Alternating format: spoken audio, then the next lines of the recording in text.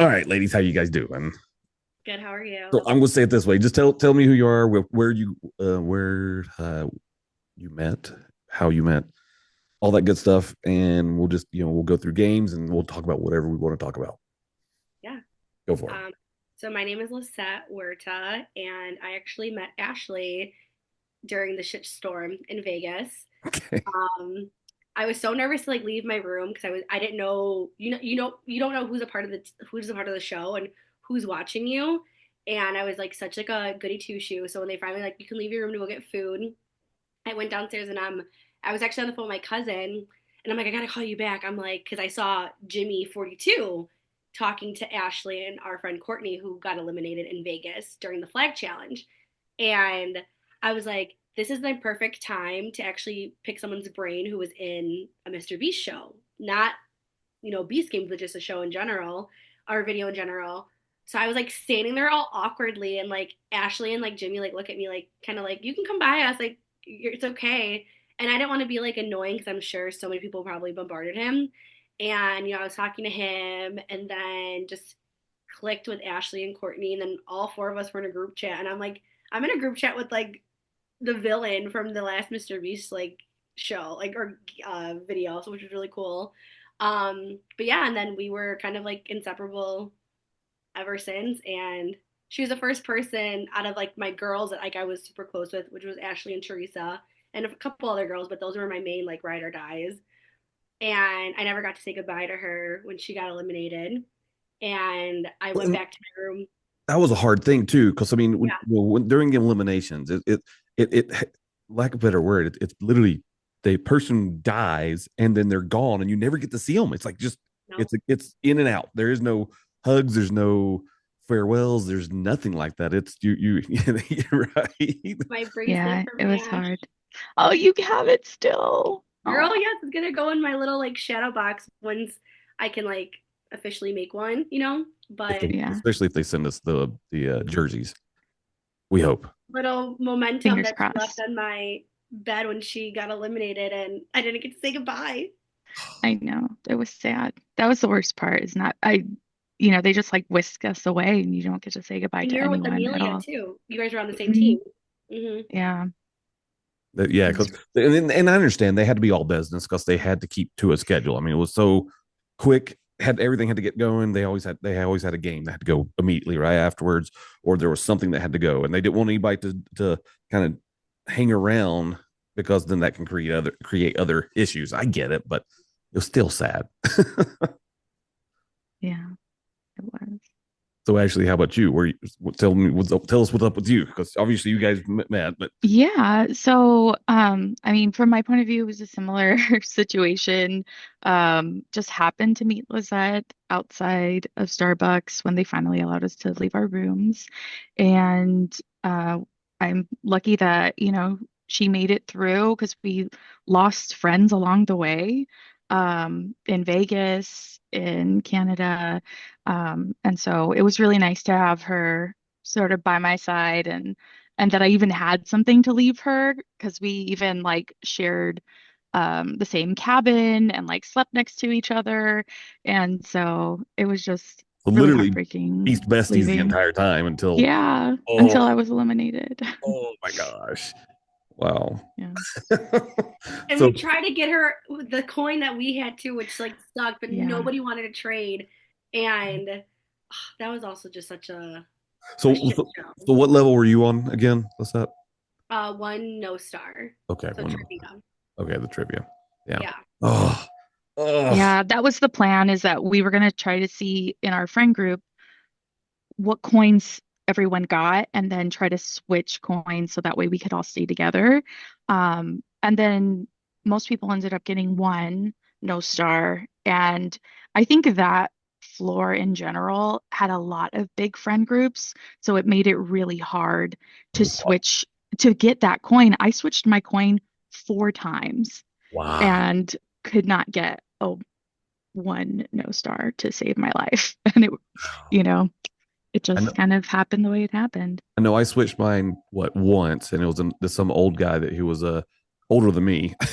He's like, we were just talking. He's like, do you really need it though? I'm like, I'd like to be on there with my buddies to see what happens. And he's like, well, what do you think the level? I think I had two. I don't remember, but and he says, what do you think's going to happen? I said, I have no clue. I said, but I see a telephone booth up there.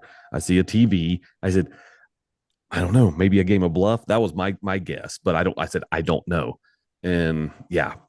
And so he decided to trade. I'm like, yes. So I was on the one where we had to play the beast pong. So throw the, Mhm. yeah. Man. So okay. So essentially we're here to talk about you guys had it rough. It was hard. Yeah. Yeah, Both for you like guys better words. you're like a better word. So essentially, both you guys had young kids or even newborns, essentially, and you went off to Beast Games. Yeah, I'm a mom of three, and Lisette has her young baby. Almost 1 year old on the December 29th. Yes. Oh my gosh! Yeah.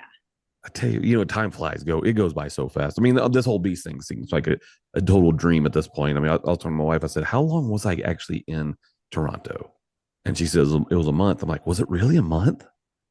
And she says, "Yeah, you were there for a month." I'm like, "Oh my gosh!" It didn't seem like that just because we were always so busy. But then, yeah, it was just crazy. All right, so I guess start from the beginning. Tell where you were, how you got the whole thing. Just start from everything, whatever you want to say.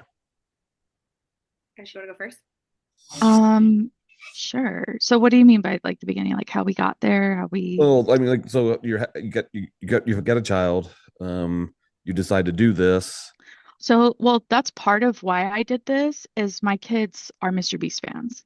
Okay, So I have three boys from ages 5 to 15. okay, So big age range. Um, they're all Mr. Beast fans. And that's really how I found out about the competition and just put myself out there. And they were more excited than I was when I got in. They were so pumped and they were like, "Oh, can we meet Mr. Beast?" Like, they're just generally excited. I'm like, "That's not how it works. I don't know if I'll even get to meet him." You know? you basically Um, they're like, "Mom's the bad A here. We got the." yeah. And so they were really excited. I know my husband was really nervous about me going because we are just, such a team when it comes to taking care of our kids. And especially when we went into filming, my oldest was just starting high school. So he was, going into his first week of high school. And then my youngest was starting kindergarten. So it was Wow. kind of heartbreaking to miss these milestones for Right. my children. Um, and I know my husband was really nervous about tackling it all without me. But he really held it down and was my number one supporter going into the games. And it made me feel a lot better knowing that he was supportive. Married the right guy. Yeah, I Which like is, to yeah. think so. Yeah, well, I can tell you, so like even for myself, I mean, my mom had just recently died, and so I was struggling with that one. Literally, I was not planning on coming and going to Vegas because it was within like a week or two that after the funeral. I'm like, I don't want to go. I'm done. I'm just so emotionally drained. And my wife's like, nope, get your butt out, go get out of the house. So, I mean, and that's the closest I can say comparison to what you guys went through, which is not even close because you guys are leaving your kids. Which is wow, that's hard. I mean, my kids, they're all older. I mean, our youngest at the time, he's what he was 13 at the time. So the youngest of five, I mean, they can fend for themselves. But you guys got little ones. Yeah, I I think mean, that's also why we bonded because we Hmm. were both moms and like missing our kids. And like when I would be missing my kids, Lisette was very understanding because she's going through it too. And, everything that she felt, I could, relate to as well. right, And Ashley was actually there with me because we were told in Vegas that we were able to like call home at least. And when I originally had went to Vegas, my daughter was getting her 6 month shots literally the day that we were in Allegiant Stadium, and it was once we finished whatever we were filming for the night. And I had asked, I'm like, can I just make a text or a phone call? Like, I don't even have to talk to anybody. You can talk to them for me. I just want to make sure she's okay. She got her 6 month shots and wanted to make sure, everything was fine. And I felt like such a shitty mom because when we got our phones back, she ended up getting a fever for the first time. And I'm like, this is our first baby for me and my fiance, like, and I mean, I have a younger sister who I was like, helped, with everything too, but it's just like, this is my baby. And like, I just felt like such a bad mom. And This is your only child right now. my only child. So And I mean, I'm a dog mom too, to well, Tomato. but this is new territory for you. So I mean, Mm-hmm. like I can say, okay, first shots, they're going to get a fever. That's normal, but you don't know that. No, which That's is nice because my parents live like 10 minutes away, okay. and like even his family are super supportive. So it's like I knew I had that support system going in, but it's just like I was just so nervous to be able to do something for myself. And I didn't want people to think that I was selfish for wanting to, I just brought in this beautiful baby into this world. She needs me now more than ever and it's like, but I want to pause and go do something for me still. And I was scared that, my fiance wasn't going to be supportive. I was scared that my parents are going to be like, are you freaking crazy? Like, you're going to leave her? And like my close friends, just because like I needed to tell some people, and I don't want people to think like I was abandoning my child. Sorry, NDAs, but like, and yeah, and I mean, nobody batted an eye. They were just like, of course, Lisette wants to go do something freaking crazy, and it just makes me even emotional just like talking about it because like how you said like Ash married the right man. Like, I'm so thankful for him because you know, I was able to cross something off my bucket list that I might not ever be able to do. There might not be anything that ever tops this one day. It's And almost a once in a lifetime yeah, experience, honestly, because even if there's a second season and say we are invited, there's a chance that we may not get invited. So this yeah. literally is Mhm. the you know it is pretty much a once in a lifetime experience. Mm-hmm. I mean, yeah, no, oh my gosh, you guys are amazing. Well, and it's also like historic, like what we did, you Yeah, know, like even if there is a season two, we are, we we're the veteran. broke how many world records? Mm-hmm. Like that is just amazing that we get to say that we were part of that, or that our kids get to say my mom was part of that. I Yeah, literally just goosebumps, Ash, how you just saying that, yeah. like, Yeah, it's literally. amazing. Like if you step back and look at it, like I've how actually many moms do something like this? Well, actually went and tried to look up all the world records that were broken. They haven't released it yet. I want to see what it is because honestly, as you said, you moms were part of breaking 40, 45 world records. Insane. I mean, Right? Who gets to do that in their lifetime? You right. know, like I need it's to go buy again. I don't even know. Can you still buy Guinness Book of World Records? I remember them having them at the book fair growing up. Yeah, Like, I need to buy one for this next year so we can see all the world records that we broke. that's right. See, I didn't think about that. I was just looking at the what was Yeah. online, but you're right. We could actually get that and it would be like, yep, we were part of this. We were part of this. Every Mm-hmm. one of those things. Yeah. I do know that one of the world records that they got, which is I guess is something we can be proud of, is the most people using the restroom at one time. That is one of them that I did figure out. And that wow. relates to moms because we have horrible bladders. Yeah. Like, so that's perfect. I mean, let me tell you, childbirth. Oh my, again, my hat's off to every woman out there. I mean, I will tell you right now, women are definitely the stronger sex. I don't care what anyone says. Thank you. I You wish guys people are. thought that in the I game. I'm glad agree. that you brought that up. It's true. I mean, seriously, because I mean, yes, it's true. It's true because I mean, again, I was there for all five of my children being born, and I'll tell you, no, no, my wife is definitely the strongest one of the us two.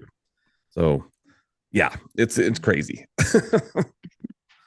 So all right, so you felt like a bad. So did both you guys feel like you were kind of crappy moms because you're leaving your kids, or is it just something that Lisette was just kind of going through, and you were there to help her get through some of that, or how'd that work out? I think I don't remember feeling guilty about it, but I was just homesick not being able to talk to my kids. Right. I think that was the hardest part because I've like my husband and I have went on vacations together without our kids. So being away from them wasn't necessarily difficult, but not being able to talk to anyone, Right. to check on my kids or to talk to them Right. either, that was the hard part, And was waking up and not being able to talk to them. I understand that one too, because every night since my kids were little, if when I was traveling, I always called home. I told my kids good night. Every time I'd be home, I'd was home. I'd always tell my kids good night. Always tuck them in. Always say prayers. Always do whatever, because that's just what you do as a parent. And so, no, I get it. So yeah, that was a hard part. Now, Lisette, you're leaving a newborn essentially, Mm-hmm. and you're worried that I can see it. You're literally worried that your fiance is thinking, well, she's crappy. Well, she's leaving me. And you know what? Like his biggest thing was honestly not even me leaving him with like Olivia. It was what's gonna happen with my job, Okay. which my job ended up really screwing me over and denying a personal leave that like I was entitled to according to like our handbook. So it was like when Vegas came, I was able to use some time and I saved my job. But then when Canada came, it was like you either go do this and you don't have a job, or you stay here and you regret it. So that was his like biggest thing, which was like so like I thought it was gonna be the fact that we just had a baby and like he was gonna be mad about that. No, he was just like, just make sure you have a job when you come back, and if not, we got to figure that out. You're Um, torn between almost three different worlds here: yeah, baby life, baby family life, work life, and fulfilling almost a once in a lifetime dream here. yeah. Holy crap! And I mean, I am a very big like intuition person. Like the universe sends you signs, and like just that's just always been me. And I like just knew it in my gut. I'm like, it's gonna be okay. Like if I don't have a job, like it's fine. Like it's gonna be okay. Like, and I still know that like good is gonna come from this. To what degree I don't know. And yeah, I mean, I'm so thankful that I have the support system, and like I chose Fernando and we chose each other. And, he literally held it down. And I'm so thankful for him. And just hearing his voice in Vegas and then in Canada of how proud he was when I finally talked to him, no matter how far I made it, that just, you can't, like, I don't know, it's Good men do exist. literally, That's yeah, seriously. And so I get a lot of questions, and I answer a lot of questions on the podcast. People email me, and a lot of them are relationship questions and things like that. And that's really what I harp on. I'm like, listen, good men do exist. Although people may get into bad relationships or whatever, that's just a moment. But both of you guys are proof that good guys do exist, and they're that backbone and supported you guys while you guys did this amazing thing. I mean, that's incredible. Oh yeah, 100%. I don't think, well, I definitely would not have been able to do this if it wasn't for my husband and his support and him. He was actually pushing me because I remember getting cold feet before Vegas and like second guessing that I should even do it. Because I've never had a desire to be on reality TV or, put myself out there like that. Um, and so I was thinking about backing out at one point, and he was just like, "You have to do this. Like, just Well, get out there." that's my wife. I mean, I was like, I signed up and I was ready to go, and I'm like, and then I'm like, then my mom passes, and I'm like, I'm just not feeling it. And she knew I was in a funk, and my wife knowing me and knowing how I am, and she knew I just needed to get out in a way so I can forget about the troubles and focus on something else, and at the same time process all of that while I'm meeting new people. I mean, I'll say it. I'm 46 years old. You know how easy it is for 46-year-old men to have to make friends. It's, it's easy for girls over here. So let me tell you, it's not. I mean, Yeah. it's sucky. They're like my friend group is, well, before these games was literally I could count them all in one hand, and then after these games I'm like, I've got a lot of friends, and then I'm like, many of these people are like way younger than me, which is crazy. The trauma brought us together. Well, yeah. Yeah. It's so funny because I remember in Vegas there was this spot that I seen on TikTok that I really wanted to go to. So Ashley and Teresa, they're like, okay, we'll go. And I was like so excited they wanted to come with me. And Ashley was the one. We're sitting there. We all have about to eat. And Ashley's like, the way that we're acting with each other is like if we've been friends for like years and we've only Yes. known each other for like a handful of days, which was so insane to think about. It felt like it though. Like it felt like I had already known you forever. Yeah. Like in just a matter of days. Mhm. I completely forgot about that moment of that like realization like I just met you and I feel so close to you. It was the Disney love that we have. Disney people always find each other. Oh Disney yeah. Disney people are definitely a different people. I will tell you that. My daughter is a Disney girl, and her life is all about Disney. That's one of our personality traits. It's okay. Disney's a good place, right? All right. So was there were you guys worried about anything as far as like family or friends thinking, on the sidelines going, why are you doing this? Are you crazy? Or was there anything that stuck out to you, or did anyone say anything about this, or were they all totally supportive? So for me, I actually didn't tell anybody when I went into Vegas except for my husband. And my mom was helping us with the kids that weekend, and she was really worried that I wasn't answering my phone, and she was about to file a missing persons report because my phone was off. So when I finally talked to her and told her what I did, she was like, "Are you crazy?" I remember her being really upset, one, that I didn't tell her and just like turned my phone off. But two, she was like, "Are you crazy? Like, this, why would you do this?" Like, she was really hesitant to be supportive at first because my career is in the public sector. And so she didn't want anything from the show to like negatively impact my career. Um, Which makes sense. but yeah, yeah, and it's a valid concern. So I know that she was a little hesitant, but then after like talking to her about the whole experience and everything that happened and how I handled myself, she felt a lot better about it and then was more supportive of me going into Canada. Um, and then other than that, I told maybe a handful of people, and they were all first reaction is always shock. Like, oh my gosh, what you signed up for what? You got picked for what? You know? And then after that it was like support and I have like really weird good luck. Like I've won some really odd things. So my friends were like, "Oh, you would win something like this," or like you could make it happen with your weird luck that you have. Um, but obviously I was eliminated, so my luck didn't get me that far. A lot, many of it. Well, essentially everybody was eliminated but one. So yeah. Yeah. How No, about I the people that I told like how actually like you can't tell everybody because obviously we're not even supposed to tell anybody really. Right. As far as like that, they didn't want us to just broadcast and blast it out there like, oh, look at me, I'm going to be doing this. Yeah. Close family and some close friends, I think they were perfectly fine with. They just didn't want anyone to, as far as like the NDA stuff. I know that a lot of people are worried about that, but for the most part, they don't care. I mean, they know that people are going to say something to somebody, but they don't want them to talk about like if you actually won. Like I know who won. I do know who won, but have I told anybody? No, because I'm not stupid. I mean, that's something that gets you in trouble. But again, it's the same thing. You guys, which like everybody else, I think most everybody did.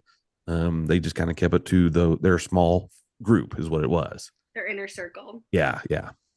Yeah, and I mean, I think my inner circle, my family, my close friends that I did tell, and extended family members I told, they were just worried about like I think my mental state of being away from Olivia, because I did struggle with a little bit of like postpartum like anxiety and just like was like Well, it is a real thing. yeah, not depression. It was more anxiety and just like Okay. freaking out about a lot of things with her. But like, and literally at one point, I was with my sister, like driving. She's like, dude, I'm gonna like smack you. You need to like calm, like wake up, like it's okay. And I'm just like, no, like, so they were worried about that. But I mean, I had my anxiety meds, so like I was good. But no, I mean, I just knew that she was in good hands. And it was really nice to have a support system between my close girlfriends, our other close group that we had in both parts of the whole experience, because when I was like feeling down, they were like lifting me up, so it was nice. And you know I feel like not a lot of people can say that they had that type of experience. You know what I mean? Yeah, yeah. Well, I mean, that's feeding right into basically the, I guess the next little point though. I mean, so everybody thinks that when it comes to having a kid, there's a normal routine that every mom has to get into. Did anybody give you a hard time saying, well, did you, what about you just had this baby? Now you're leaving. You're supposed to be in this routine. You're supposed to be in like total mom mode at this point. And now you're going to Mhm. leave and go away for what, month or two, possibly 3 months to film a Mr. Beast video. I think it was also just like the fact that like I was really naive thinking like no guys like I'm gonna win like I'm gonna go and I'm gonna win you know what I mean so it's all gonna be fine and I feel like the delusion like really like was set in my brain but it was definitely like that inner battle I was like facing when I was like okay like you have to make a decision because there's how many other people who want this spot Right. but I was just like really like you know what I was I was a person before Olivia, you know what I mean? So it was just Right. like, and there was all these, dreams or hopes and dreams that I wanted to accomplish. And it's just like, I'm always the type of person where it's like, I'm going to make it work no matter what. And and I feel like I found a way to make it work. And I don't know, I hope that like if it can inspire like one person to go and do this for the next season or like something else or even just a normal Mr. Beast video or anything else, like I feel like I really did win Well, because your life doesn't stop when you become a mom. And I feel like Ash is an experienced mom, compared to me. And I mean, and look what she was able to do too. right. Yeah, I think you touched on something really important, Lisette, because I've come across that where people think that your life stops Mhm. when you become a mom, or like you should put yourself last, you should do things a certain way. And I mean, my kids are older, but I hope that I show them that like, if you have a good partner, your life doesn't end, or like you can still do things and go after your dreams no matter what phase of life that you're in. Well, I mean, we're dads too. I mean, although we didn't birth the child, we did have our part in the whole thing. But the reality is, we have responsibility for that child just as much as moms do. And I think that's the biggest misconception when it comes to having children. That I think there is a lot of weight on mothers for in general because if you unless you're straight bottle feeding, I mean, the mom's pretty much in charge of most of that, right? I mean, but then on the other side, you you have your own life. You still are you. I think way too many. I think that's one reason that a lot of moms go through and suffer through major. It's part of it's not the cause of it, but it's part of the postpartum depression side of it all, and that's because they feel like they have to forget about who they really are, and they deep dive into this the world of having a child 100%, which there's nothing wrong with that, and I deep diving into having a child 100%, that's our job. But on the other side, you have a partner here. They can do things.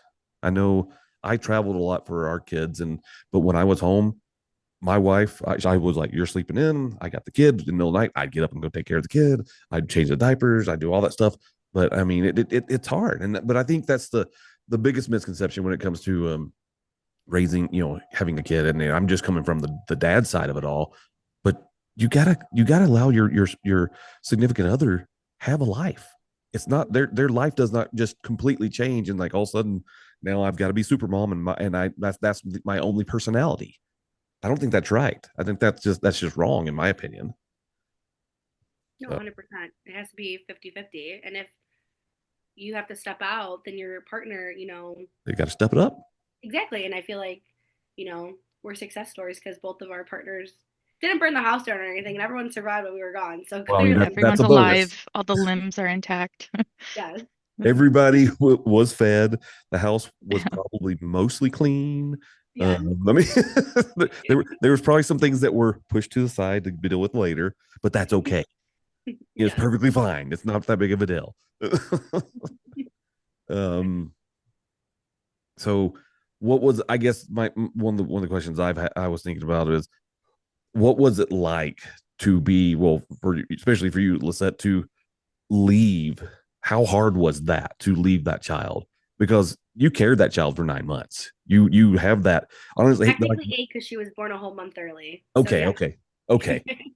So, but even then, you're that mom, Mhm. and then all of a sudden you step away. Was it a huge hard decision, or was it? I mean, what's the? I'm not trying to set you up for failure here by any means on the question. It's just like, was it? What was the big motivation for it? I guess that's my question. To go. Yeah, and to leave your baby. It's not like Honestly, like I just knew that, like I said, something good was going to happen from this. And, I came out a winner in like some capacity with, taking the bribe that I did. But really, it's just like regardless of, what I won, I just wanted to do something that was going to, help her in her future. And I feel like with the, nice chunk of change that I did get, like, I'm going to be so able to help her one day. So, like, that remind was me like a remind me how motivation. far you went. How far did you make it? I don't remember. I I know we've was had the this last conversation. bribe before the island. Okay, so you were Yeah, on that. You went on that. You went on the one on the side. right side to Yeah, and go we're up the stairs. okay. Yeah. That's right. Because I know, And and I was on the left side. I'm like, let's roll those dice again. yeah, you and Dave and everyone. Yep, you Yeah. guys all, Jake, you guys all went that way. But yeah, and I mean, I just like, what I needed from like my family and like my fiance was just to really hear, like, I'm not going to be mad at you if you want to go. Like, it's okay that you want to do this, and just like know like everything's going to be okay. And they all told me that, and they all like reassured me. So I feel like that reassurance like kept me calm. And I'm like, all right, we can go do this. Like, she's going to be okay. And it was hard, obviously, leaving her, and I cried. And, I told my fiance, I'm like, babe, don't hate me for doing this. Like, are you sure it's okay? He's like, babe, it's okay. Like, go. Like, because he even said, he's like, if I tell you I don't think it's a good idea, or I don't really support it, you're going to resent me. And he's like, and I don't want to be with someone who wants to resent me. And, I'm He's a just, smart guy. Fernando, I don't know. The universe really sent me a good one. Like, and I can't, I can't deny that at all. And it's just like, he just really, he assured me that everything was going to be okay. And I just really hoped in the back of my mind, even though I wasn't able to talk to him as much as I would have liked to, or like check in as much as I would have liked to, because obviously you really can't, you know, he knew that I was okay. And I really like that in Vegas or in Canada, they send our loved ones those text messages. So I feel like that Yes. even gave him the reassurance that like, she's okay. We don't need to worry. Like, let's just keep doing what we're doing. And I think that was also like his peace of mind. Like, all right, my fiance is like not being trafficked somewhere, or like she's actually she's safe, which is nice. Well, that was my mom. When before when I was trying to figure out all the logistics before I even went off. I mean, and she passed before I went, but she was like, "Are you sure they're not going to try to like kidnap you, Devin?" I'm like, "Mom, I'm a 46-year-old man. I think I'll be okay." And she's like, "But you're my kid." I'm like, "I get it. I'm number 6 of 7 kids, and once a parent, always a parent. That never goes away. I mean, even my adult children, they'll call me, and when before we hang up on the phone, I'm like, okay, be careful, please be safe. And Mhm. they're like, Dad, will you ever stop saying that? I said, probably not. My mom told me up until the day she passed. I mean, she was always making sure we were okay. And so, yeah, it's just, but it's one of the things that you do. And then like one thing, like you said, with the text messages and things that they would send, my wife, she waited every day for that phone to go off to say that either, and what it was one of two things. She knew that that I'm fine and I'm continuing on. Which Mhm. I can't remember exactly how they worded it. Your And then loved one is don't expect like your loved one home. Like yeah, they're yeah, still in the game. yeah, And then when they got eliminated, or I think after a certain time, like I know there's a couple that like he screenshotted and saved for me, so like I can like save those. It told you like what number they like are, like yeah, top yeah, whatever, which was yeah. so cool for them to see. Like, damn, like she's really kicking ass over there. Yeah, and so yeah, my wife, because she works for the hospital, and some of her close people that in the hospital, they knew I was gone, and because I go by the hospital quite often to say hi and drop off her a Starbucks or whatever, and they hadn't seen me, and so my wife's like, okay, here's still, you can't talk about this, and so she tells them, and then also it's almost her entire group she works for was waiting for that text message to go off, whether she was at work or not, just if because they wanted to know what was going on. And when she got the one text message that I was in like the top 100, and she said that everybody started cheering like crazy in the whole office. And then, of course, I cheated. So right before we went to the into the city, when I knew I was going to the city, I had someone who was going home that didn't make it, and they're like, "Hey, you want to use my phone?" I'm like, "Yeah." So I snuck a phone call Best in. contraband ever. Oh, it was awesome. So I snuck a phone call in, and my wife's like, "What are you doing?" I'm like, "I'm in the bathroom calling you right now." And so I'm FaceTiming her, and then all of a sudden her and the like three other nurses just come up, and they're all listening. I'm like, "I can't talk about it, but I made it to the city," and it just so again, I mean, I think the biggest thing, and then when both of you guys are talking about, is just the support of your family, just the support of your significant other. I mean, that you had to have that. I mean, you wouldn't have been able to survive without it. I mean, without that, I mean, where would you be? And this never would have happened. No. No, absolutely. I mean, you have to have. You guys got a good support system, which is nice. I mean, I know I do too, but man, I mean, you guys are awesome. My hat is taking it off for that. So crying. How often did you guys cry? Everybody's going to see it if they don't see it. Oh God, like every day, at Literally. least once a day. And when I came back, I warned my family, if I get any screen time at all, it will be of me crying. Like 100%. the camera always found me when I was crying. Like Yeah. that My was sister the told me I only was gonna time. become a meme because of this, and I like look so ugly. Like when I'm actually like in the weeds, like crying bad. Like it's not cute, like at all. And yeah, me, you, and Amelia. Remember our little crying Yep. sesh? Oh That my gosh. Yes. And the weird thing is that day when we were like all crying and stuff, that was the only time I cried. When I was actually eliminated, I did not cry. And I was just like, well, I guess that's it. yeah. But then when I got to the hotel, I cried. Well, I mean, I But cried. actually, like I know I feel like on my floor there was a lot of cameras, and so I'll probably be, in the background or whatever, not crying. So I'm like, okay, I held it down. But then yeah, all the other shots potentially of me will Was there be certain things that were crying. attached to each cry each time you cried? Was it just because you missed your family? Was because the games were just emotionally draining or mentally draining or whatever? Was it a mixture of everything? In Vegas, it was crying over not being able to talk to my family. Yeah. Um, and then there were times where the crying was seeing people get eliminated, like knowing that your friend got eliminated. In the challenge with the cases, I was right next to KG, and he got eliminated right in front of me, and it was like a whole thing.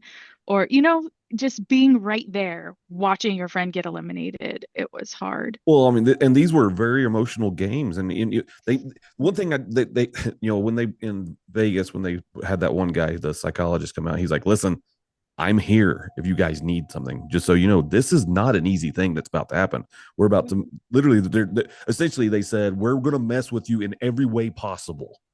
And if you need to talk, we're here, which I appreciated that because they had it in Vegas. And they also had it in Toronto as well. But it was just the fact that, that they acknowledge that they're really about to abuse us. Oh yeah.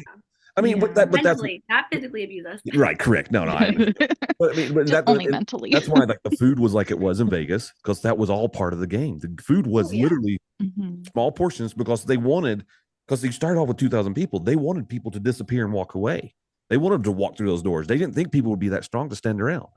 And there were a So, lot of prima donnas because of the food and because of the situations. And I Mhm. was telling people, like, not trying to be, a biatch to them, but I was like, did you really think that when we have 2,000 people, they're gonna like, have us at like the Ritz Carlton and like giving us like filet mignon and like lobster? Like, no. And like, it's I expensive feel to like there's a feed lot of people 2,000 crying people. because of that too. Well, yeah.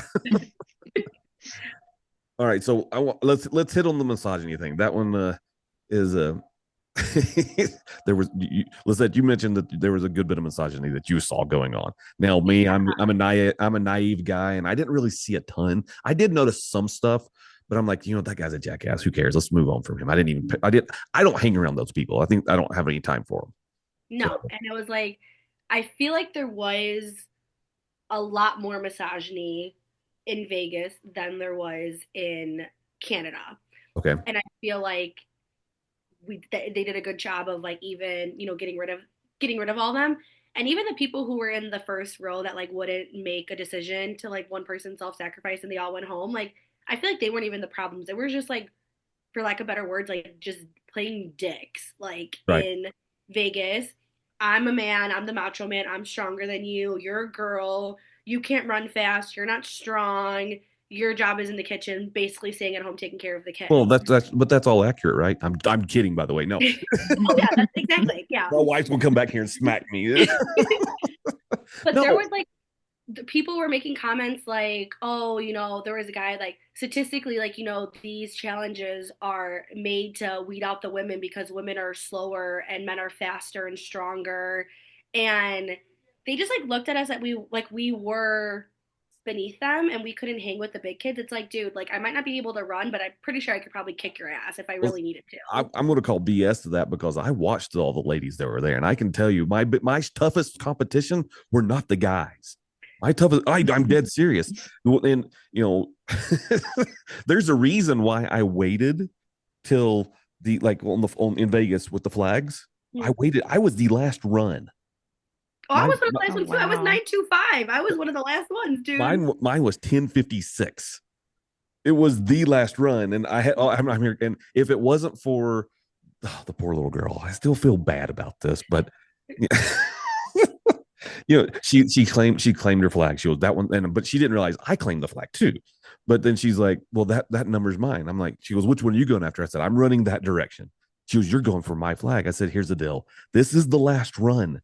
There is no other chance. We have to both go." I said, "So here's what we got to do. There's the flag that you want. There's another flag behind that one, and there's another flag behind that one. Run fast. That's all I'm going to say. Run fast. You're going to take my flag." I'm like, "I'm running to get a flag." I said, "Just so you know, I've got a screwed up knee that I don't use as an excuse. So I'm just going to run and I'm going to deal with it and work it out. So who cares?" And so I took off, and she was shorter than me and shorter legs, and I beat her, and I feel bad for her. But the thing is, when I got to the flag and I got it, she had time to get another one, but she dropped to the ground and started crying.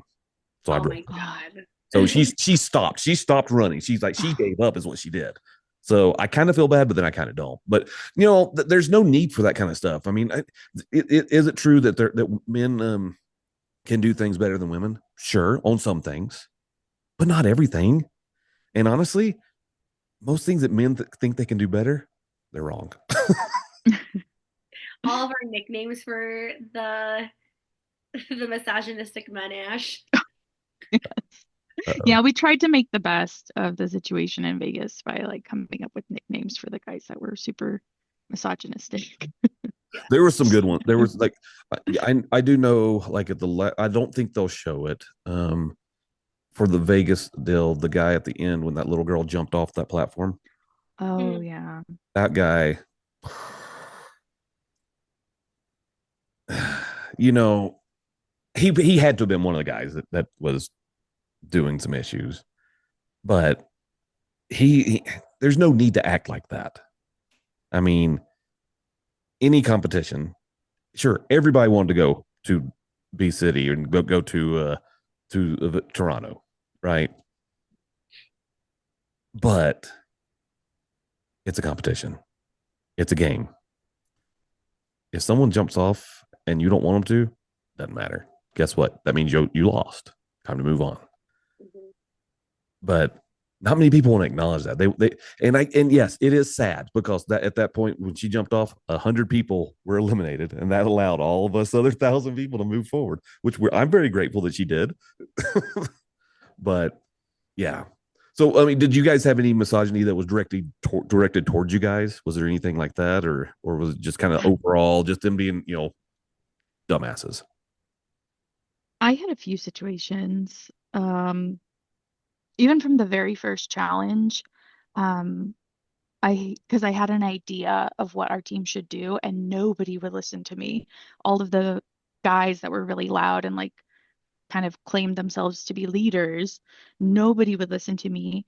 And that was really frustrating. But then at the last second, they changed the game plan and went with my idea. So I was really thankful for that.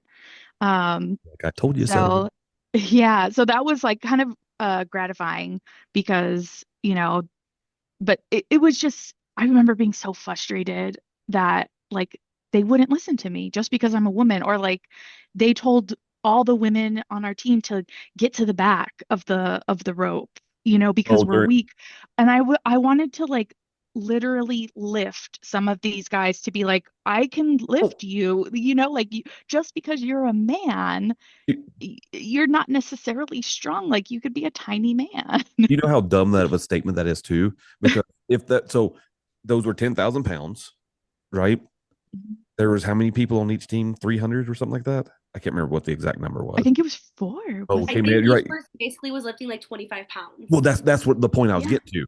So it didn't matter if you're the biggest, bulkiest guy. Essentially, everybody is lifting 25 pounds. You grab the rope and you just walk backwards as fast as you can. So everybody's pulling their own weight. So it didn't matter where you were. Honestly, sure, it was in my row. I noticed, I was towards the front, but I would hear some of the stuff. Well, we need all the women in the back because us men, we can. Are you What kidding me? color were Yeah. you in Vegas, Devin? I was green. Okay, Okay. we were orange. Or even the whole thing with getting The the jerseys? Oh, that jerseys. was not I fun. had to yank mine out of a man's hand. Like he did not want to give it to me. Yeah, same. And he was already wearing one. So that, just that first challenge alone, there was a lot That was the hard of part, I think, because I had some. I was wearing mine, and someone tried to rip it off me, and so it got me by the neck. I'm like, come on! I said, dude, I'm wearing it. I said, I'll grab you one, and I grabbed 3 or 4 of them, and I tossed them out into the back. I tossed them to the back. I'm like, here, take them, guys, because I mean, I think That was literally like the Hunger Games for a damn jersey. yeah. that part was. You're right. So I think Vegas. Honestly, I think Vegas was more brutal than anything else, not because of the games, but because I think the mindset of a lot of the people thought that they had to be that aggressive for no reason. And that, it didn't have to be. There was plenty for everybody.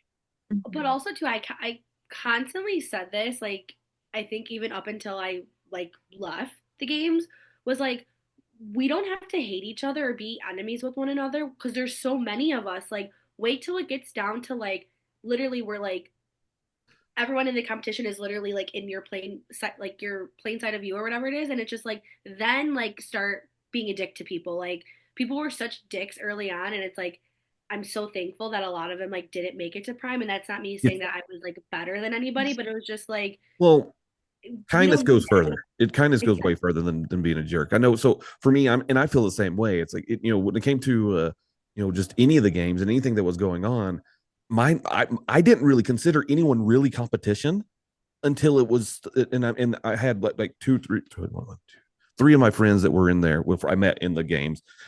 We had this deal. I'm like, you're not my competition until we make it to the top 4.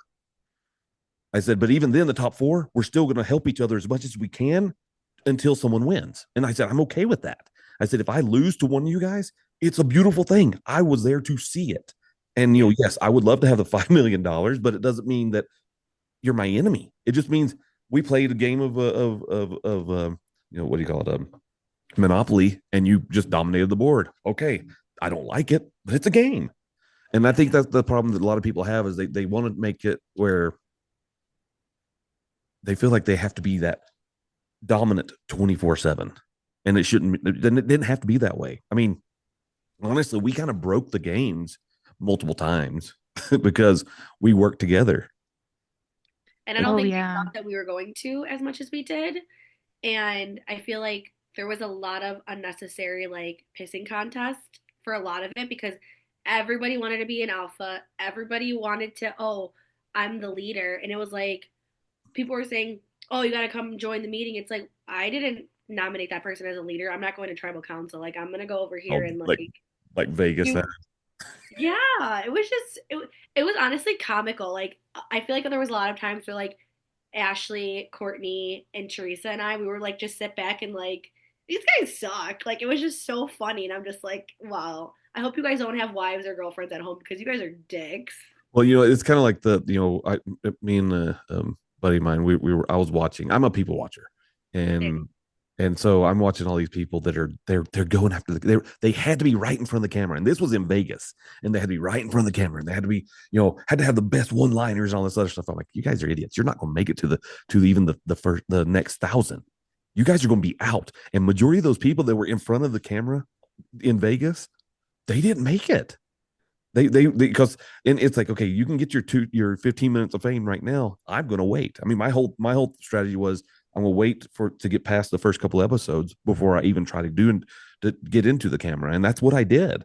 And then because then I knew there was a higher chance that I could get some screen time. Now, how they edit this thing, who knows? You probably just see the back of my head 99% of the time. That's all you're going to see. But your head is famous though, Devin. it is that bald Sharpay back look in my head. It looks just like. But yeah, oh my God. I mean, there's no need for any nastiness. I mean, that's really what it comes down to. I mean, it should not even be there. I mean, again, every one of us had an equal chance because majority of the games were not necessarily based off of your personal skill. No, they weren't. And even the ones that were, like, say, just go back to Vegas to the flags, that was based on your personal skill. But we kind of broke that too. We allowed people to say, okay, I want flag number 2632 or whatever. The number didn't go that high, but whatever the number it was, we let people do that up until close to the end. And so we kind of broke, we broke it. So even when, now I know this podcast will post after this episode anyway. So even when I say we broke the, what do you call it? When we sent the leaders of each group up onto the top of the platform. Were you Ashley, were you there for that? I don't remember. No. So you missed that part. That was after the whole tower thing. So you're going to find this out. Can I break it to you? Can I break can I give you a spoiler? Go ahead. You probably already know. So I think I know. But we had to get a captain, and there were 4 captains. Was it? Yeah. It was 4 captains. We sent them up to the top of the tower. Jimmy puts a button in front of each one of them, and essentially he tells each one of the captains, here's the deal. There's going to be money go on the billboard behind me, and it's going to keep going up higher and higher and higher. And you can take the money, you can continue on in the game, but your entire row of people will be eliminated. That money timer kept getting higher. You got up to $1 million. Nobody took it, because no one wanted to eliminate that many people. No one does that. That honestly, that is a world record right there alone. They showed that the lack of greed for people versus let's take care of people versus take care of me. Because that's what that was. They could have said, hey, because honestly, one of them could have taken $1 million, eliminated the entire group of people, and then like, hey, I still get to continue on, and I still got a chance to win another $5 million. So I think it's also a little strategic though, because like everyone else would have known, like that person took the $1 million and is still in the game. No, I understand. Like what would the repercussions have been? For the rest of the game. Target. I feel like that person would have been a target. Yeah, for sure. Yeah, I mean there was that, but then you still walked away with $1 million. Yeah. So at that point, my thinking is what they could have done. I'd look at every scenario. So say I did it, I would not have done it. Actually, I didn't want to eliminate anybody because that would have been that hard. But luckily I didn't go up there. But if I was chosen to do that, and if I was going to be the bad guy, then my odds are it's okay. I won $1 million. Then the only thing I have to do next is just convince people, say, listen, I just came here to get $1 million. I'm sorry I had to eliminate a bunch of people. So here's what I'm going to do. I want to help get you guys pushed along. So if I have to self-sacrifice myself, I will do that for anyone. So when I say I got your back, I got your back. I mean, that's the game that could have been played, right? Which would be hard to convince someone to do that. I feel like that's what they wanted to, because I feel like a lot of it, like the show, which I feel like a lot of the viewers are going to be like surprised. It was kind of like a kumbaya a little bit. Mm-hmm. And it's a reality TV show. They wanted us to be jerks to one another, screw people over. But I feel like it probably got more petty at the island. I don't think we gave them enough of the reality, although I did let the Puerto Rican side come off during the coin challenge with Polar Bear Man, and I did Beast Jesus. Yeah, he resurrected in Canada. You didn't know? But yeah, I did let that like come off, but I feel like we didn't give them the TV that they wanted. A lot of it's going to come at the island, which I'm so excited to see. But I'm so happy that Jeremy and Patrick didn't win because I could not stand Patrick either. Yeah, I'm right there with you because I saw through his whole charade. I mean, I just from the beginning, I'm like, you're not who you say you are, and he played the part, and that's fine. That's what his strategy was. But again, that's that. Honestly, he played the part of, and this I'll go here. He played the part of the misogynistic preacher. Yeah. He did, and he played it well. I'll give him credit for it. He did that job very, very well. I mean, because I know he made a ton of promises to a lot of the ladies, and he Yeah. went totally against it. And I was one of them because Okay. I had someone say like you should have given him the coin, and I told him I'm like he's not going to pick anybody, and that's what I actually.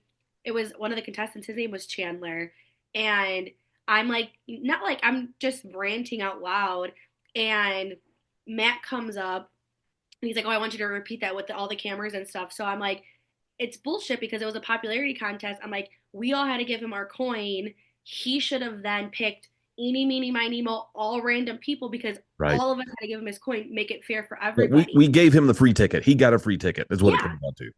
And Chandler, he was like, "Well, you're a hypocrite." Because I'm like, if I would have won a challenge just based off of my luck that I won and not because people had to nominate me to win, I already had my list of people that I would have taken. He's like, "Well, you're a hypocrite." And then he tried getting all preacher with me. I'm like, "Oh boy, we're not on a religious show right now. Like, stop that." And everyone Well, tried to pump religion into it too. well, then that's the whole thing. I know. I know from my strategy. If that, and I thought about this. If that was me, I'd have at least the one person that I knew I was going to take, which would be my closest friend in the games. They would be my one, and then I'd have all the other tickets, and I'd be like, okay, who do we pick? I would grab him. Who do we pick? We need to pick people. And I would say, pick your buddy, and then let's random. Let's just get people because that's what it comes down to. And that there's different strategies, and he went with all the bros until someone said, "Remember your dream." Oh my god. Yeah, Ash, you would have loved that one. That one Actually, really I pissed was me. really shocked by that, like, because I did not get to know him that well and just knew him as like the cool polar bear guy. And and then when Lisette came out and like told me everything that happened, I was like, what? yeah, That's insane. That is just crazy. he played a good Didn't he even part. make a comment towards during the dance party to your buddy? Yes. And I don't want to. That's not my No, source, I'll tell. but I remember. So And a friend of mine came to me and so yeah, long story, but I'll make it short. Essentially, he came to me after he had because him and Jeremy had there was a dance party, Ash. For context, this yeah. was after you Hmm. were gone. It was all music that we all like, and it was Everybody so was dope. dancing. I mean, I Yeah. wasn't dancing because Hmm. I got two left feet, but I was watching like, hey, this fun. I mean, I had fun. It was fun. And so he had him and buddy mine. They had like a good intimate talk conversation before the dance party, and of course, this Jeremy's giving this advice to him and talking to him and things like that. And then all of a sudden, they have the dance party, and this buddy of mine, he can dance. The dude's got moves. I mean, he really can do it. He knows how to dance, and it's impressive.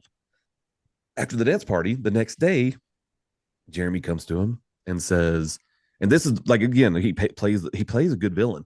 He says, "I'd like to talk to you about something." And he says, "Okay." He goes, "How would your wife feel about what you were doing last night?" He goes, "I'm going to reprimand you for that." and What? yes, and so he comes to me and tells me what's going on. I said, "Dude, forget about him." I said, "He's not even he's got this fake persona of being a preacher. He's not." I said, "He's not one. I can tell you. I grew up in the South. I have seen every Baptist minister and Methodist minister that tries to pretend that there's something that they're not." I said, "He is exactly like one of those, and this guy is not that. He's here to manipulate and get his way around the whole game and to get the money. That's what The this is all whole about." situation reminded me of, I mean, I'm not a South Park fan, but my husband told me about this episode where Cartman, what does he do? He like takes advantage of Christianity. Like he knows just enough to take advantage of it or to exploit it. Right. And that the whole situation just like reminds me of that. Even though I was not there to see it firsthand, but everything that I've heard about it, rem it it just reminds me of that. Like, Ash, when he was talking, people had their hands up, and I'm like, Yes. that's guys, this is crazy. Charles Manson.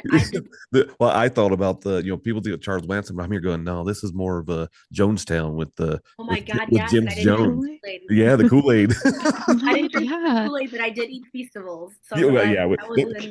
you were safe. The Feastables were not I'm spiked, like, so he we're put good. something in them. It's like, Yeah, yeah, it that's was great. And crazy.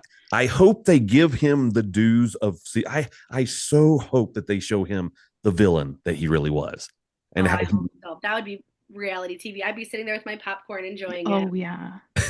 so. But yeah, that was yeah.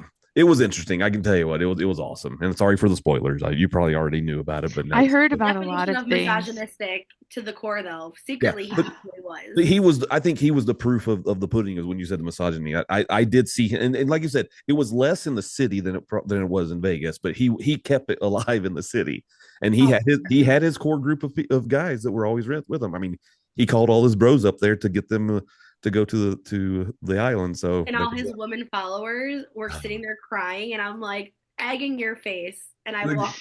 he told you what he was before you even met him.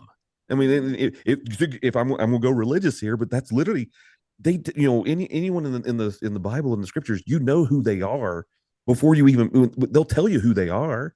They'll tell you they're the bad guy, but then they'll pretend that they're not. I mean, that's a religious manipulation to its core. And I am a religious person, and I can tell you that's not how true, if you will, Christians are supposed to be. So yeah, whatever. So okay, so transitioning back into motherhood, how has that been for both you guys? Because you now you've been back home. How long have you guys been home now? We trying to think about time. Months, right? Yeah. So how has it been? How hard was it at first to get now to where you are now? It was rough. I mean, I was lucky enough to come back to my job, but I took a few days. I think I took the rest of like that week to just recuperate and like come back down to reality. Um, is it's like being in the game, it just consumed you. Like, we were immersed in it, sleeping in it, We were not connected to the world. We were like, Yeah. it's And yeah. so it was just weird going back to even just being awake at normal times, was an adjustment. Because, with them having us film at night and all of that, it was just a lot of adjusting and getting back into my normal life responsibilities. It was hard. It was definitely not easy. That It was transition rough. was what until you're like, my brain is not in this. I can't. Oh, Yeah. look at that little thing. He's a little sick right now, so Oh, giving dad a break right now as I'm in here. Say hi, Mama. she's so adorable. I Say know. hi. Okay, if you want to bring her to me anytime, I will take her. Oh my gosh. I'm a babysitter in California and in Utah. Perfect. You're like, vacation in Utah, we got a babysitter. We got this covered. Oh man. I was asked once, do I miss having little babies? I said, I miss the idea of a baby. I miss I miss the good moments, right? The when they're sick, you don't like that. No, I'll and that's be what he's honest, going through right now. I hated changing Oh. diapers. I did it. I hated doing it. But I will do it. But I miss the idea of a baby, but I do enjoy my sleep. So there's that. Oh yeah. Getting See, I feel like being a mom what is almost a competitive edge though, because you're used to not sleeping, like you I can't argue with I that. I I think remember when my kids were little at one point feeling like a zombie because I was like so tired. And so like going through that in the game, I'm like, okay, this is familiar. you're Like like, this is not that I'm uncomfortable used to for being me. sleep deprived. I'm used to being hungry all the time. This is Yes. no big deal. I mean, It was a cakewalk for us. Mhm. how about you, Lisette? How hard was the transition getting back into mom mode? You know what? I feel like we had routines in place with her when I was gone. And I was like, oh, like, if she cries or she does this, like, this means that she wants this or, X, Y, and Z. And when I came home, my fiance's like, no, babe, like, that was last week. This is what she's doing now. And it was just like, okay, like, I felt like I was almost like messing up their little like mojo and like their routine that they had. So I feel like I had to be ingrained in like a routine again with her when Well, I'm like, I'm her mom. I should know what she wants. and that's I could say that's how I felt. I mean, I came home, I was home, and then my wife is an expert at this stuff, and and yes, our kids are older, but I didn't know where I fit in, and but I didn't have any young ones. I mean, again, my youngest was at the time was 13, and I'm here going, what do I do? How do I put myself back into their world? Because again, we were in a different world. We were the stuff we dealt with was not what we deal with on a daily basis as Beast Game, as adults here versus Beast Game people. So yeah, I understand that, but so you're saying though when it came to your guy had the routines down, and you're like, well, I want to help. Yeah, and it was like I feel like I was almost in the way because when I came back, I didn't come back to a job. So when I came back, I feel like I was really like in the way for them. Okay. And like you said, he managed while I was gone and I'm coming back and it was just like I kind of felt like a bother in a way, like, you know what I mean? It was just like I'm trying to help as much as I could to make up for lost time because he was dealing with everything And you and kind of want to overcompensate a little bit because you know that that's he's exactly been what it handling was. everything, and now Hmm. here you are. You're like, okay, let me do this, and he's like, no, I got this covered. And so, yeah, Yeah. And dang, then it's also too like, you know, I feel like that's something similar that me and Ashley were talking about that we both experienced was being so glued to our phones more than probably we ever were when we came back and we're trying to be moms again. We're trying to be a wife, a fiance, all this stuff and we're so glued because it's like we miss all the people we were just with for how long. We right. want to know what's going on. We want to know who's still in the games and all this stuff. So it's just like, Well, you got two separate families, mm-hmm, and exactly. so did either one of y'all's your guys? Did they say, hey, well, what's going on with this, or who is that person that you're talking to? Why are you talking to them, or what? Was it not that there's like any type of jealousy, or was there some jealousy? Is there anything like that going on when you first got back versus obviously now it's way better, but is there any of that?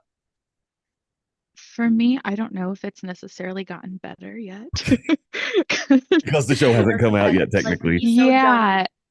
He's so And I've happy. tried to like tell my husband who these people are, but it's hard for him to like fully grasp it. And he's like, these are strangers. They're not your friend. Like, when I first came back, that's what he would say. He's like, you don't know these people. You don't know. And I'm like, I slept next to her for how many days? Like we slept Trauma in a bonded all the. stadium together. Like I do know these people. Um, and then it's like there's so many group chats, there's so many Oh, there's a ton of just those. different ways of being connected. And so my phone is like constantly going off. And he's like, who is that? I Who is muted that? so every group chat that I'm in, I kind of have them all muted, and because I noticed for myself that I wanted to be involved in my family's life. That if that was always going off, I'd always be pulling that up, and so I made um the decision to mute the text messages, and then Mhm. I'm like, okay, when I am not doing family stuff, then I'll jump back in and I'll catch myself up, and then if it's something I can be involved in, I'll comment back. And not that I did, and I felt kind of bad when I did that because it felt like I was muting my other family and say, nope, I don't want to talk to you. I don't need to talk to you. But in reality, it's like, okay, what's the most important thing? And then yes, it is my family. We all know that. I mean, Yeah. and so that's what I did. I muted all the text messages and said, okay, my family's first. Everything else will come in second, which is fine. But yeah, I mean, to me, well, and as you said, it's still kind of struggling with it a little bit. I mean, like right now, I'm organizing the watch party here. I've got a big project that I'm working on right now too. That'll take a year to film, but I've got to. I kind of push that to the side until I finish the watch party stuff, which would be nice because that'll be done. So I'm shuffling, and then I'm shuffling family, and and then also on the other side, I don't work. I podcast for a living, and so because I was in doing Beast games, I'm here going, what do I do? And I got bored because I was always doing something every day. And so I can finish up all my stuff on the podcast and all the social media stuff. Like I'm literally scheduled out. When I got home and I'll get myself into routines, I have my social media post scheduled out till August of next year. Oh, wow.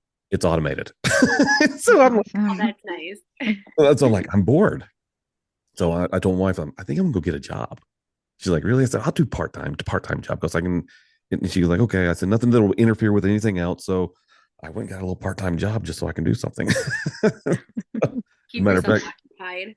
yeah. Well, I mean, even so I took a little small little like so I am in charge of at the local grocery store here. I'm in charge of stocking all the soft drinks and things like that in that soft drink section, and that's all I do. And when I went to go interview for the job, the manager and the district manager were there, and they're looking at and they're holding my resume, and they're looking at me. They're like, "Why'd you apply for this job?" I'm like, "Because I'm bored." And they're like, "You could be our boss." Because we moved to Utah. I ran a business for a company out here. My job was to make that business profitable to sell it off. I mean, that's my background. And they're like, "But you want to just?" I said, "I just want something 3 to 4 hours a day." They're like, "What?" And then like the other day, my boss looks at me and she says, "You sure you don't want a management position?" I said, "I am 100% sure." I said, "I am happy coming in, going to the back, bringing it and putting it up front in the cooler. That's all I care to do." And You're so funny. she's like, "Really?" I'm like, I've had multiple careers. I don't want to do this anymore. This is. I said, "I'm okay with just doing." She's like, "But you would be a great manager." I'm like, "Sure, I don't want to." You're like, thank you, but no thank you. Well, that's it. Yeah. And she's blown away. She's like, why though? Why though? So okay, do you guys get past me? But I mean, so after the games, so do you think when do you think it'll all come to a head where life will be almost, I'd say almost 100% normal, or will it be normal? I don't know. Who knows? Because we don't know what's going to happen after it airs, like I he, always joke with Fernando, I'm like, I want to be like a content creator. I don't think that I'm like somebody that people would want to watch, but maybe now after this, people will be like, oh my God, like I want to follow her or whatever, and like I can make something out of it. But I feel like that's gonna be like playing like devil's advocate too, because it's just like you said, is it ever gonna stop? Like, how is it gonna feel you know, if I'm dedicating all my time to like my beast time, and then it's just like trying to make something on social media, you know what I mean? So Well, it's like, it's a shuffle no matter what. I mean, well, I will tell you just on a sidebar here. If you ever think about becoming a content creator, I'll tell you the place to go right now. isn't it YouTube? Oh, it's actually X, Twitter.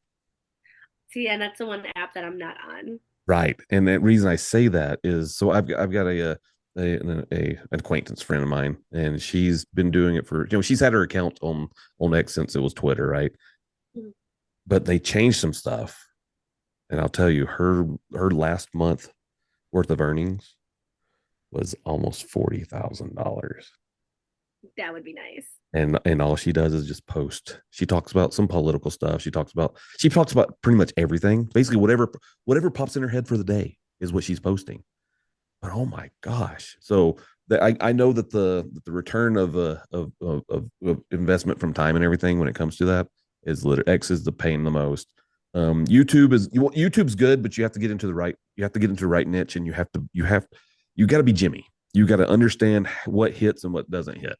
So I mean, there is money in the whole thing. I mean, even like Instagram, we I get a check from Instagram every month, and so it's just a all of them pay me, but it's just like you just have to find that right niche. And honestly, whatever you want to do it. I mean, and I've told people like, well, I don't know. I'm like, listen, what do you love doing?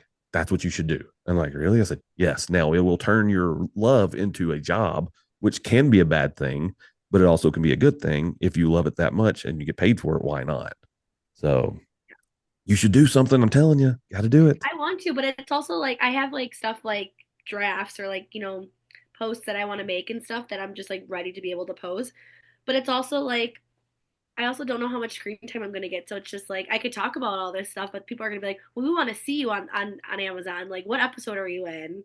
Well, so the secret to this, here's the secret to this. It's probably going to just be a handful of people that are going to be seen in the show. I may be completely wrong. Okay. And I'll hate to say it this way, but where you can monopolize off of that the most is once the 19th comes around, tell people you are a contestant. Yeah. Tell everybody and get on everything. Seriously. That's what you got to do. I mean, that's the only thing that you can do. And honestly, even like this podcast here, I will tag you guys in everything, or you tag yourself or whatever. And like I'll even upload this to there's an app that I use for breaking down stuff into certain little clips. It's called Opus Clips, and it's AI that will go in. It finds the best wording of things, and it'll create all these different clips for everything, which is super nice. But yeah, it's if anyone wanted to be in this world, it could be done. And there's never too many people. I'll be honest. Some people say, "Oh, you can't make money." They're stupid. There's so much money in this industry; it's ridiculous. So I'm telling you. And then honestly, the nice thing about doing what I've done in the past few years, I mean, this was a hobby that's turned into a full-time job for me, but it's allowed me to have more time with my family versus That's what I want. my career in the past put me gone. Like well, the first year I was married, I was gone more. I was home for probably 2 to 3 weeks the entire time. First year I was married. That's a hard marriage.